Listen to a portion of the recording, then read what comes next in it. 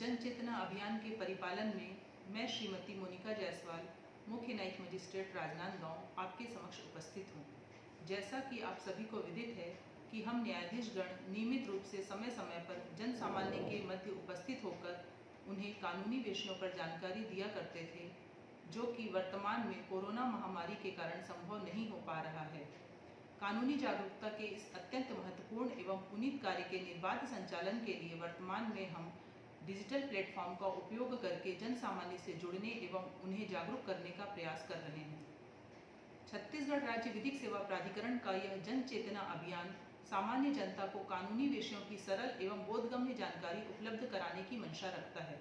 अतः मैं आप लोगों को गिरफ्तार किए गए व्यक्ति के गिरफ्तारी पूर्व तथा पश्चात के अधिकार एवं गिरफ्तारी तथा गिरफ्तारी पश्चात राष्ट्रीय विधिक सेवा प्राधिकरण की योजनाओं की जानकारी सरल आम बोलचाल की भाषा में देने का प्रयास कर रही हूँ।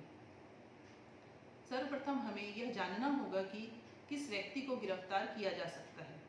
दंड प्रक्रिया संहिता की धारा 41 के अनुसार पुलिस किसी भी व्यक्ति को बिना वारंट के गिरफ्तार कर सकती है, यदि वह भारत के किसी भी कानून का उल्लंघन कर चुका है या करने वाला है या करने की तैयारी कर रहा है। लेकिन पुलिस किसी भी व्यक्ति को गैर कानूनी तरीके से गिरफ्तार नहीं कर सकती।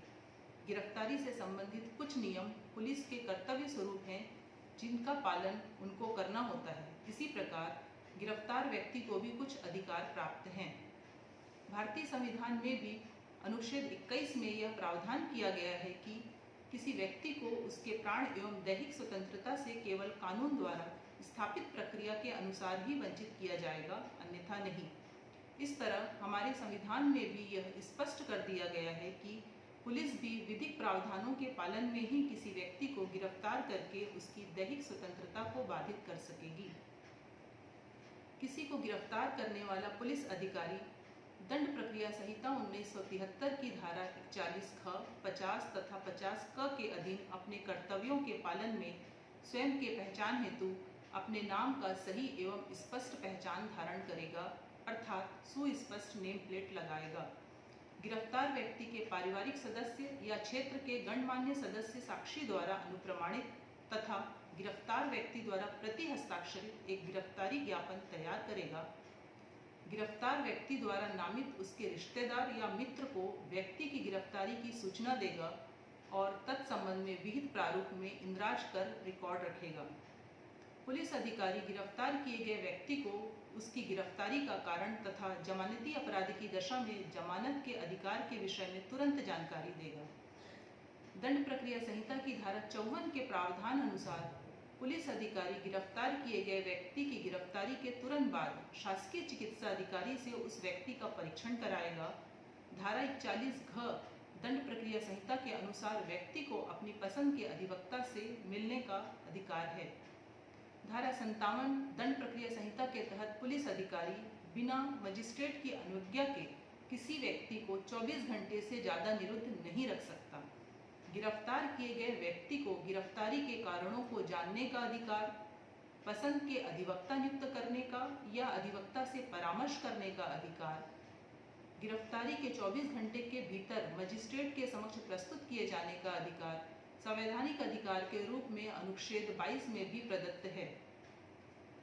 किसी महिला की गिरफ्तारी के संबंध में कुछ स्पष्ट नियम हमारे कानून में स्त्रियोचित सम्मान की रक्षा की दृष्टि से बनाए गए हैं। जैसा धारा 46 दंड प्रक्रिया संहिता के अनुसार किसी महिला की गिरफ्तारी महिला पुलिस अधिकारी द्वारा ही की जाएगी तथा सूर्यास्त के पश्चात और सूर्योदय से पूर्व नहीं की जाएगी। केवल आपवादिक विशेष स्थितियों में ही न्यायिक मजिस्ट्रेट प्रथम श्रेणी की पूर्व अनुमति से ही सूर्यास्त पश्चात एवं सूर्योदय पूर्व किसी महिला की गिरफ्तारी की जा सकती है। इसी तरह धारा 54 दंड प्रक्रिया संहिता के अनुसार गिरफ्तार की गई किसी महिला का शारीरिक परीक्षण महिला चिकित्सा अधिकारी से ही करवाया जाएगा तथा धारा 51 दंड प्रक्रिया संहिता के अनुसार गिरफ्तार की गई किसी महिला की तलाशी भी शिष्टता का पूरा ध्यान रखते हुए किसी स्त्री द्वारा ही की जाएगी। यदि गिरफ्तार किया गया व्यक्ति बालक या बालिका अर्थात 18 वर्ष से कम आयु का विधि से संघर्षरत किशोर है और उसे अगर जमानत का लाभ नहीं दिया जाता है तो उसे जेल नहीं भेजा जाएगा, अपितु यथास्थिति बालक या बालिका संप्रेक्षण गृह में रखा जाएगा। संविधान के अनुच्छेद 20 तथा दंड प्रक्रिया संहिता की धारा 300 के अनुसार किसी व्यक्ति को एक ही अपराध के लिए एक बार से अधिक अभियोजित और दंडित नहीं किया जा सकता। माननीय सर्वोच्च न्यायालय ने समय समय पर विभिन्न न्याय दृष्टांतों में व्यक्ति की गिरफ्तारी एवं निरोध के संबंध में दिशा निर्देश निरुद्ध व्यक्ति के अधिकारों की रक्षा के लिए दिए हैं, जिनमें सर्वप्रमुख हैं D.K. बसु विरुद्ध पश्चिम बंगाल राज्य AIR 1997 SC 610। इसमें माननीय सर्वोच्च न्यायालय ने गिरफ्तारी एवं निरोध के संबंध में विस्तृत मार्गदर्शक सिद्धांत दिया है। इसी प्रकार जोगिंदर सिंह विरुद्ध उत्तर प्रदेश राज्य के मामले में यह मत दिया गया है कि केवल अपराध के सहभागी होने के संदेह मात्र पर व्यक्ति को गिरफ्तार नहीं किया जा सकता। प्रेमशंकर विरुद्ध दिल्ली प्रशासन के मामले में गिरफ्तार व्यक्ति को हथकड़ी लगाने के विरुद्ध संरक्षण देते हुए यह अभिमत दिया गया है कि अभिरक्षा से भागने का स्पष्ट और वर्तमान खतरा होने पर ही हथकड़ी का प्रयोग किया जा सकता है। सुनील बात्रा विरुद्ध दिल्ली प्रशासन AIR 1978 SC 1675 के मामले में एकांत कारावास से संरक्षण दिया गया है तथा हुस्न आरा खातून विरुद्ध बिहार राज्य के मामले में शीघ्रतर परीक्षण एवं निःशुल्क विधिक सहायता का अधिकार को संविधान के अनुच्छेद 21 में प्रदत्त दैहिक स्वतंत्रता के मूल अधिकार में सम्मिलित बताया गया है। RD उपाध्याय विरुद्ध आंध्र प्रदेश राज्य के मामले में कारागार में बंदी मां के साथ रहने वाले बच्चों के हितों के संरक्षण के लिए उन्हें मौलिक अधिकारों के अंतर्गत भोजन, चिकित्सा सहायता, कपड़े, शिक्षा एवं मनोरंजन सुविधाएं प्राप्त करने का अधिकारी बताया गया है। ऐसे बच्चों के भविष्य को ध्यान में रखते हुए यह दिशा निर्देश भी दिया गया है कि जेल में जन्मे बच्चों के जन्म प्रमाण पत्र में जन्म स्थान के रूप में जेल का उल्लेख नहीं किया जाएगा तथा 6 वर्ष से अधिक आयु के बच्चों को महिला बंदियों के साथ नहीं रखा जाएगा।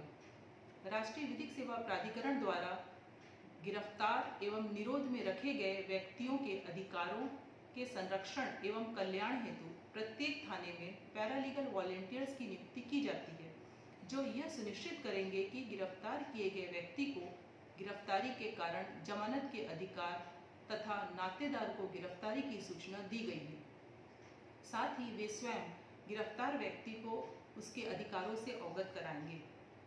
गिरफ्तार किए गए व्यक्ति का रिमांड लिए जाने की स्थिति में विधिक सेवा प्राधिकरण की ओर से नियुक्त रिमांड अधिवक्ता रिमांड दिए जाने का विरोध करते हैं तथा जमानत हेतु आवेदन प्रस्तुत करते हैं। इसी प्रकार अभिरक्षाधीन बंदी को विधिक सेवा प्राधिकरण की ओर से निःशुल्क विधिक सहायता के रूप में अधिवक्ता नियुक्त कराया जाता है, जो कि उसके मामले की पैरवी करता है। जेल में निरुद्ध व्यक्ति के भोजन, स्वास्थ्य एवं अन्य मानवोचित दशाओं तथा उनके प्रकरणों के शीघ्र निराकरण के परिप्रेक्ष्य में जिला विधिक सेवा प्राधिकरण एवं यथास्थिति तालुका विधिक सेवा प्राधिकरण की ओर से समय समय पर जेल का निरीक्षण कर उक्त सुविधाएं उपलब्ध कराया जाना सुनिश्चित किया जाएगा।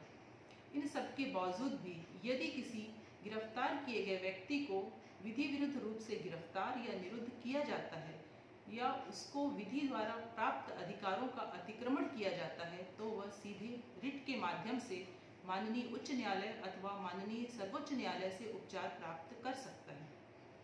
अंत में मेरा आपसे निवेदन है कि इस कोरोना महामारी के संक्रमण से बचाव हेतु सोशल डिस्टेंसिंग का पालन करें तथा सभी रक्षा उपायों को अपनाएं, स्वस्थ रहें। साथ ही हमारे इस छोटे से प्रयास को अधिक से अधिक लोगों तक पहुंचाकर लोगों को जागरूक करने में हमारी सहायता करें।